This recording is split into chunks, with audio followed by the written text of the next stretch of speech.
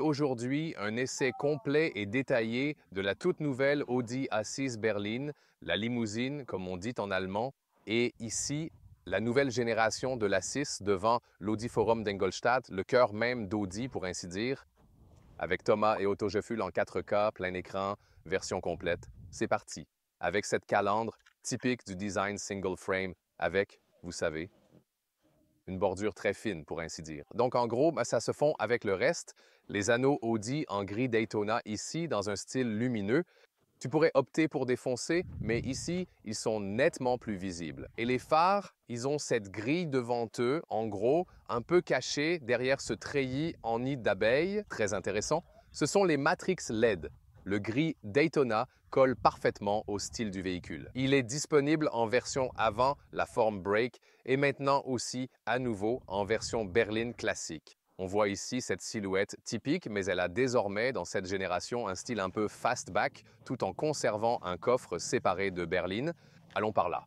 La longueur ici est de 4,99 m, soit 197 pouces. Donc, elle a un peu grandi. Ce sont les plus grandes jantes, 21 pouces. Elles sont vraiment superbes. Mais pour le confort, plus petit, c'est mieux. Les étriers rouges en contraste sont vraiment parfaits. Ouais, et évidemment, celui-là se raye plus facilement. La suspension pneumatique est une option envisageable ici. Elle est présente ici. Il y a aussi une suspension de base, mais aussi une suspension sport fixe, donc selon ce que vous voulez. Et celui-ci a aussi la direction arrière optionnelle, jusqu'à 5 degrés opposés, réduisant le rayon de braquage de plus d'1 mètre. C'est donc un bon choix pour les villes européennes étroites, par exemple. À l'arrière, celui-ci était, disons, le plus controversé, certainement parce qu'ils se sont inspirés de certains modèles. Des générations précédentes, nous sommes ici. Ce n'est pas vraiment droit, mais plutôt comme un yacht de luxe, un bateau, vous voyez, comme un bateau de luxe. Honnêtement, je dois dire qu'à l'avant, de profil, j'adore. Mais à l'arrière, j'aurais préféré le style de la génération précédente. Qu'en penses-tu? Encore une fois, les anneaux Audi bien visibles ici, et propres, pas de faux design d'échappement. Audi s'éloigne des faux échappements, et ça, c'est grâce à notre police des faux échappements. Et ici, pour le V6, nous avons également l'échappement arrière. Mais même les autres moteurs auront ça, et ce diffuseur qui commence dans la partie inférieure. Dites-moi en commentaire si vous préférez la berline ou l'avant. Il est essentiel de parler des moteurs maintenant. Comme je l'ai dit, celui-ci, le 3 litres V6. Donc, la puissance classique d'un 6 cylindres, 367 chevaux, 4,7 secondes en accélération. Et c'est en fait la même chose pour la berline et pour le break. Voilà. Il est également équipé de la technologie MHEV+, du moins en Europe et dans certains autres marchés. Batterie de 1,7 kWh, un hybride léger offrant des moments électriques comme au stationnement ou en roulant. Par contre, le 2.0 TFSI est sans le MHEV+, ni pour le 2.0 litres TDI. Et vous pouvez avoir un hybride rechargeable basé sur le 2.0 TFSI avec une batterie plus grande. Toutes les specs et chiffres du moteur sont disponibles dans le commentaire et la description vidéo. Et nous conduisons celui-ci aujourd'hui pour vous sur l'autoroute allemande. Il est essentiel de noter la présence du logo Quattro. Le système Quattro standard, avec 40% à l'avant et 60% à l'arrière, a été abandonné, du moins pour ce modèle de véhicule. Le Quattro Ultra, c'est quoi exactement? En gros, le système privilégie d'abord les roues avant, mais plus vous appuyez sur l'accélérateur, plus il répartit la puissance vers les roues arrière. Et cela peut aller jusqu'à 30% à l'avant, 70% à l'arrière dans des situations extrêmes. De plus, ce modèle ici, ce véhicule précis, le V6, est en option équipée du différentiel Sport Quattro. Le V6 propose cette option en supplément et ce différentiel Sport peut également redistribuer davantage de puissance vers la roue extérieure dans le virage, donc une répartition du couple sur l'essieu arrière. Par exemple, disons que j'accélère en sortie de virage en poussant vraiment l'accélérateur, alors il y a plus de puissance sur la roue extérieure dans le virage, plus de puissance envoyée aux roues arrière, ce qui donne une sensation de propulsion arrière, mais pas dans toutes les situations. Nous avons conduit ce système 4 Ultra, oui, et ça reste sportif, ça reste bien, mais c'est une sensation un peu différente de mon S5 de 2018 avec la répartition 4 standard. La télécommande, légère et fine, me convient parfaitement. Les poignées sont dissimulées. mais ne se déploient pas. Tu les saisis simplement et il n'y a aucun retour tactile, c'est pourquoi je préfère les poignées de porte classiques plus évidentes à utiliser. La fermeture est vraiment solide et en option, il y a même la fermeture douce, un détail qui n'est pas indispensable mais plutôt agréable à utiliser. À l'intérieur, la partie supérieure des portes est en matière souple avec des coutures rouges contrastées et on trouve également des inserts en microfibre pour un toucher plus qualitatif et confortable. C'est sympa. Les leviers de vitre classiques avec un clic net et précis, ouais. Et là, une vraie collection d'empreintes digitales. Toute cette unité, je ne suis vraiment pas fan, pour être honnête. Et toi, tu en penses quoi? Dans les poches de portière, il y a un tapis en caoutchouc en bas, mais pas de feutre à l'intérieur ou quelque chose de ce genre. Badge S-Line d'entrée, puisque nous avons ici le package intérieur S-Line. Jetons un coup d'œil par ici, ainsi que sur le volant. Ensuite, les coutures de contrôle à l'intérieur. Oh, il se plaint que la clé du véhicule n'est pas dans la voiture. Et voilà, maintenant il la reconnaît sans aucun souci. Ensuite, ici, oui, les anneaux Audi bien nets et parfaitement visibles. On a vraiment insisté pour qu'Audi revienne avec une approche plus tridimensionnelle et marquante. Et ici aussi, pas de vrais boutons physiques sur le volant. Ils sont éclairés avec un retour tactile bien défini et précis, mais c'est un seul bouton pour toutes les différentes fonctions, clairement. Les sièges, dans ce cas ici, avec de la microfibre à l'intérieur. Ce sont les sièges sport avec des renforts bien marqués au niveau des épaules, etc. C'est le mieux que propose Audi pour l'instant. Ils n'ont pas encore d'intérieur entièrement sans produits animaux. Celui-ci contient aussi des matières animales et Audi doit imiter BMW où les sièges sont plus confortables et respectueux des animaux.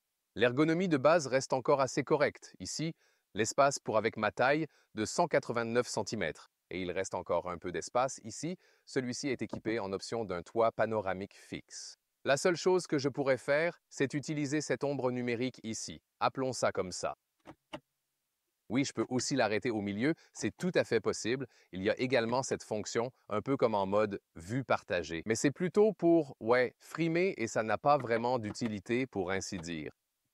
Préfère un toit fermé, c'est plus pratique, ou si tu veux un toit, choisis une voiture qui s'ouvre facilement. Prends juste le toit fermé, et voilà.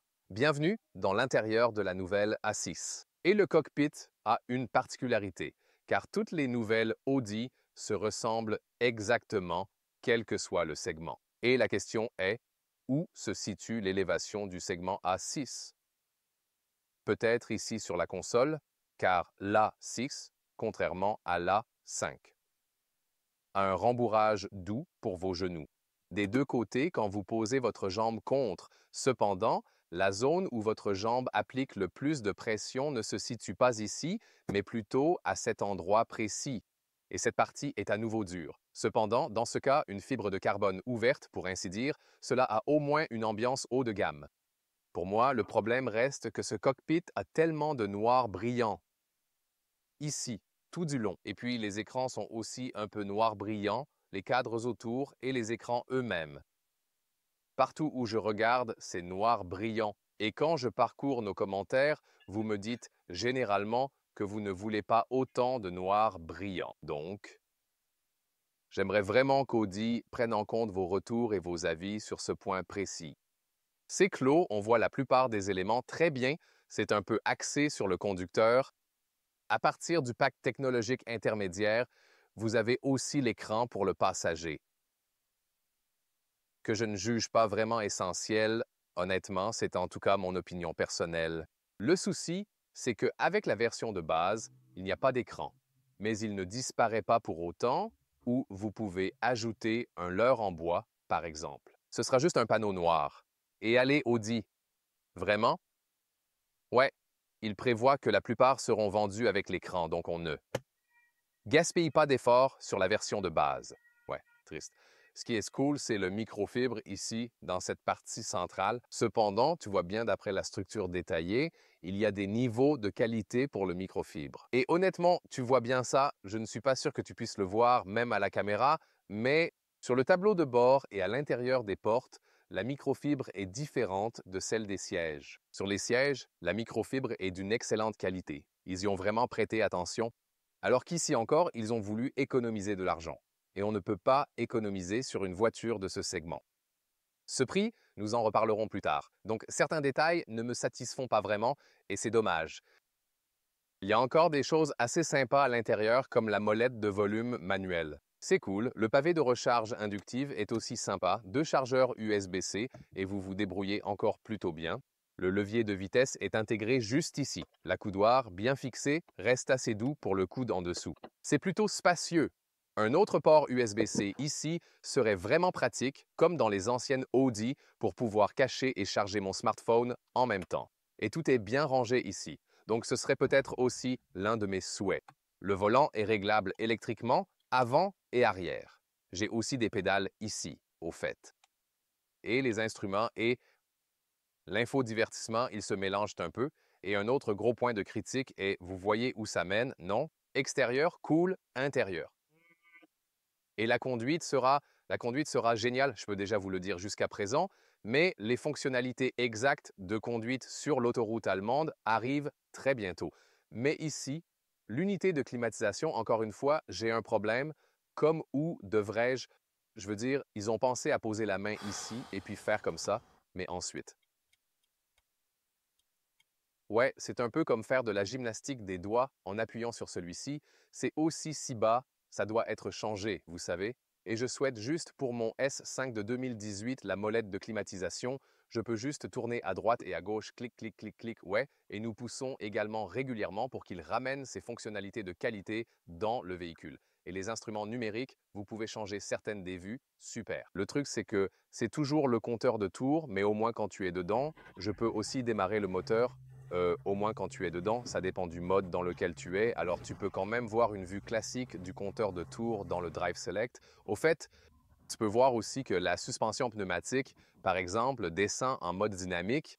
Et en mode individuel, tu peux par exemple dire « Hey, je veux la direction avec plus de retour, mais la suspension pneumatique en confort. » Ce serait aussi un réglage sympa pour moi.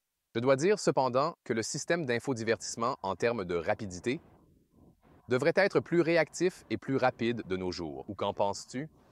À l'intérieur des portes arrière, tout d'abord, la double isolation est bien présent à l'avant comme à l'arrière, donc pour les 4 vitres, ça rendra la conduite très silencieuse sur l'autoroute allemande. Puis recouvert sur la partie haute, c'est également assez doux, microfibre ici et là, puis des inserts en 3D, c'est sympa. Pour la portière arrière, des fixations à l'extérieur. Et on peut aussi les faire glisser légèrement vers le haut sans les retirer complètement. Encore une fois, une belle qualité microfibre sur les sièges. On peut le descendre ici. Design à 3 points, très bonne fabrication. Pour ce qui est de ça, c'est du cuir synthétique. Et puis ici aussi, genre le son que ça fait, c'est vraiment très bien. C'est ce que j'attends d'Audi. Voilà le grand tunnel central. Bien sûr, nous avons la transmission intégrale. Et ici, c'est une unité avec un clic. C'est numérique, mais au moins, nous avons, disons, des commandes individuelles pour la droite et la gauche aussi. 2 chargeurs USB-C, puis l'espace. Suffit au grand. Il y a aussi un creux ici. L'utilisation de l'espace n'est pas toujours optimale dans ce segment, mais tu t'en sors en tant qu'adulte de grande taille. L'espace-tête, pareil avec la berline, ça va, elle remonte un peu. Dans l'avant, le brake, bien sûr, vous auriez un peu plus d'espace pour la tête. Coffre ou haillon à 450 litres. 490 sans le système hybride, au fait, parce qu'il est là, et on trouve un peu d'espace en dessous. Celui-ci s'insère verticalement, aucun souci. Ici, 1 mètre ou 40 pouces de large. Et puis ici, en longueur, nous avons environ 1 mètre 20 ou bien 47 pouces. Et la hauteur ici, elle est d'environ 19 pouces, ce qui correspond à 50 cm. En dessous, le rangement est petit. Encore, perte d'espace. À cause du système MHEV+, une trappe individuelle pour les skis serait également possible. Et pour le siège, en conduisant, c'est en gros la longueur totale, 2 mètres ou 79 pouces. Donc, si vous voulez plus de flexibilité, il faut opter pour le brake sans aucun doute. Et oui, la météo typiquement allemande est au rendez-vous. C'est parti! Ah oui, je veux dire, il n'a pas comme le meilleur son ou quelque chose comme ça, ouais. Mais quand même, c'est un V6, il a une bonne puissance. Ici, au fait, en appuyant une fois sur ce bouton favori, je peux configurer la désactivation de l'avertissement sonore de vitesse de l'UE sur ce bouton favori et ainsi il est facilement désactivé. La conduite est vraiment géniale. À partir d'ici, on arrive rapidement sur l'autoroute allemande où ça devient encore plus excitant et intense. Même en mode dynamique, avec la suspension plus basse et ferme, le confort reste vraiment excellent malgré les jantes de 21 pouces. Oui, avec des roues plus petites, vous auriez plus de confort, mais malgré tout, avec ces grandes roues, on ne les ressent pas tant que ça. Il pleut un peu maintenant, comme c'est parfois le cas en Allemagne, et comme nous avons la double isolation ici, avec les vitres avant et arrière et tout ça, c'est tout bon. C'est toujours très silencieux et relaxant dans ce véhicule. La direction a une bonne réactivité, une sensation très directe. Aussi, quand je fais un léger slalom, là, ça dépend en grande partie du mode de conduite sélectionné. Ici, en mode confort, on peut profiter encore plus de la suspension pneumatique. Quand la direction est un peu légère, c'est pourquoi je peux aussi configurer le mode individuel avec la direction, elle devient un peu plus ferme alors, mais la suspension reste confortable. C'est quelque chose que vous pouvez faire d'ailleurs, et j'ai tendance à le faire quand je suis en mode CarPlay. D'ailleurs, on dirait que ça y est, c'est sûrement moi. Vous savez, comme Léa avait ce truc électrique et ça fonctionne comme si, oh, quand Léa me touche, alors je vais immédiatement suivre la commande sans aucune hésitation. Vous savez, c'est ce que je fais aussi. Je veux dire, on ne peut pas blâmer l'écran. Voilà, c'est l'intégration Apple CarPlay ici. Vous l'avez vu quand j'ai activé le mode conduite. Après un moment, cette sélection de mode conduite, vous savez, s'efface simplement. Hein? Ça ne repasse pas sur CarPlay, mais reste plutôt sur le mode précédemment utilisé. Ça ne l'a pas fait la dernière fois, non? Je l'ai rappelé sur la caméra. Alors. OK, je corrige. Parfois, ça repasse sur CarPlay, parfois pas du tout. Ouais, on va en rester là pour l'instant. C'est bon comme ça. Cette voiture est vraiment centrée sur la conduite et elle se révèle déjà exceptionnelle à la campagne. Et tu peux juste te laisser porter par le trafic, tu te sens en sécurité, tu te sens à l'aise, c'est silencieux. Ça a presque un effet méditatif aussi quand les gouttes de pluie tombent sur le pare-brise. Peut-être que tu ressens la même chose ici en regardant notre partie conduite, aussi ici à travers ce toit panoramique. Alors oui, c'est vraiment un truc cool. Je pense que l'autoroute sera encore plus intéressante. Une nouvelle accélération.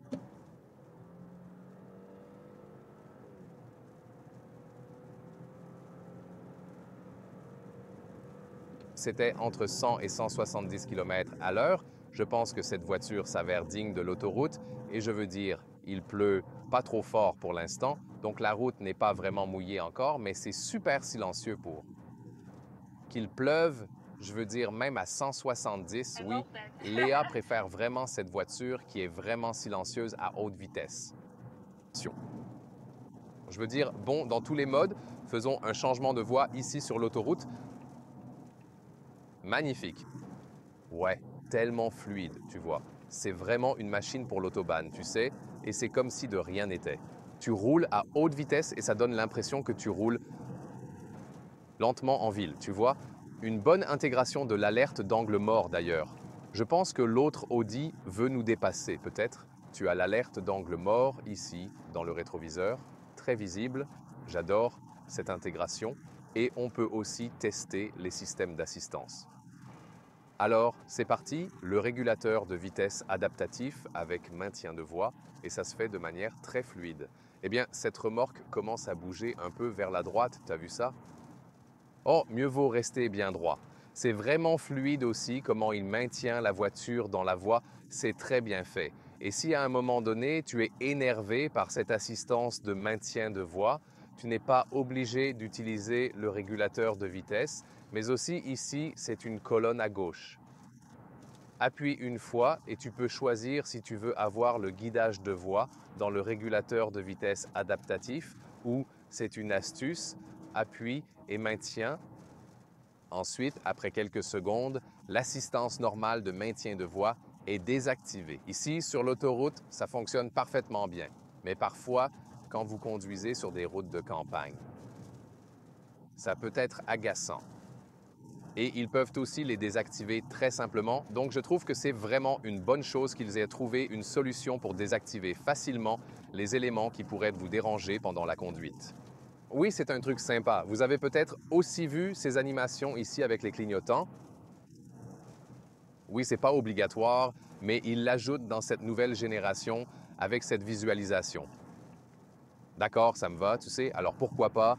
Et ils ont aussi choisi la couleur verte parce que ça correspond aux flèches vertes qui sont signalées ici dans les instruments, tandis qu'à l'extérieur, les clignotants sont toujours jaunes. Je le vois là devant encore, donc.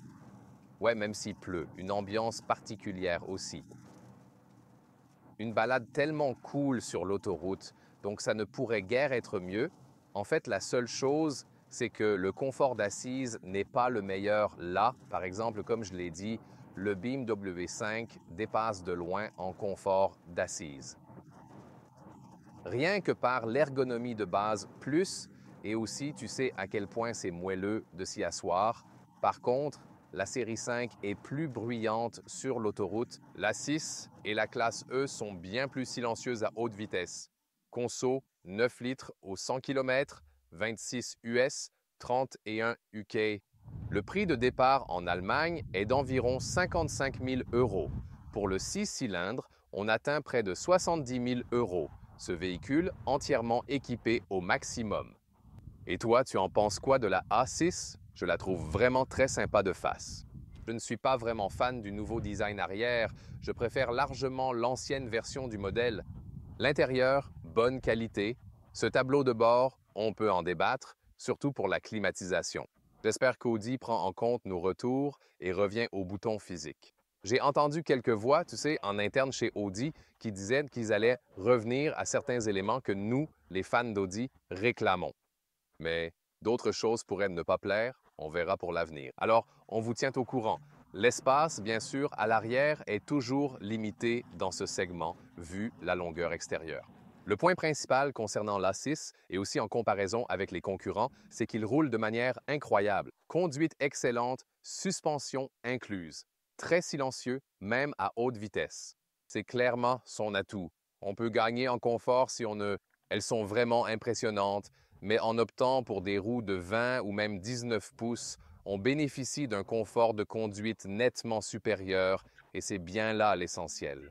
En comparaison avec la série 5 ou la classe E, elle reste tout aussi silencieuse et confortable. Elle offre une conduite très sportive, donc au volant, énormément de plaisir et un grand confort en même temps. C'est exactement ce qu'on attend d'une Audi A6 et dans ce cas, surtout avec le V6 ici, elle tient vraiment toutes ses promesses sans déception.